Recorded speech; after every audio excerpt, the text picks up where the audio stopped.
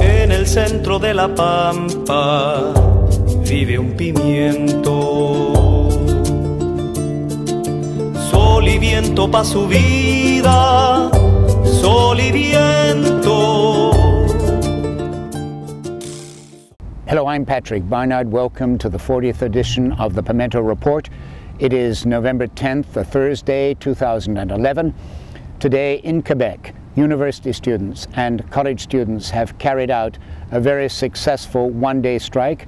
They are protesting against tuition increases in this province.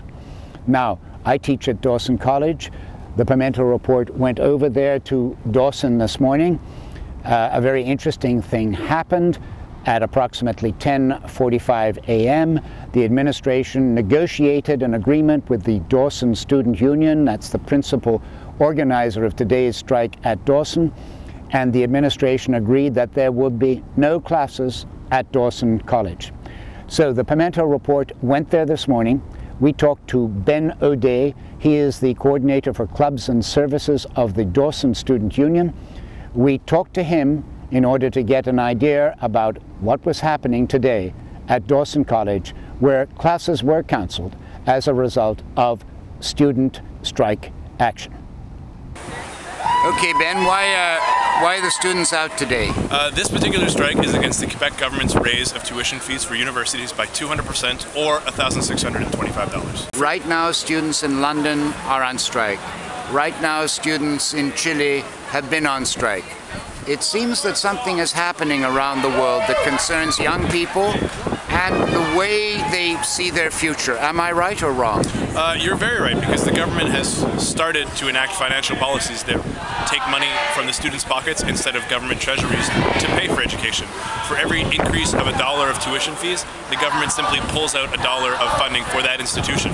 So the institution doesn't receive any more funding, it's only drawing its funds from the students instead of the government.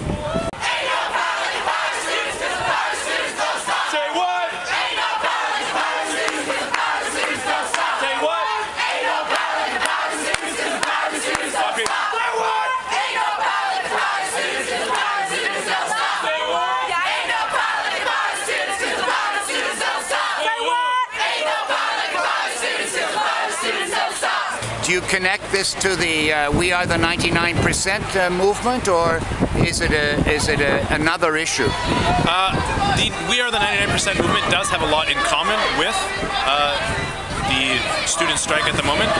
A lot of them are connected to the same basic issues. And while we both support many of the same ideas, they aren't two especially linked movements. They're movements that have the same basic goals, but while this strike is only for the Quebec government's raise of tuition fees, for this proposed raise of tuition fees, and the Occupy movement is a more broader spectrum. Now, you know your generation, let's say the people you know, your peers, when they finish university, what kind of debt do they have, the typical student of today? The typical student today are coming out of university with debts that are around $30,000 to $60,000. I've talked to students from all over the world, all over Canada, at meetings of the Canadian Federation of Students, and it's just striking how much the government is using students to fund education. Do you think this strike here in Quebec and elsewhere in the world will have an effect?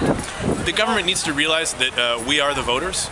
This is a huge issue, and how the government reacts to it is going to have a very big impact on how students vote. Student debt has reached $15 billion, higher than it has ever been. This is a crisis that is happening at this moment, and how the government reacts to it will show us which government to support. Something is in the air.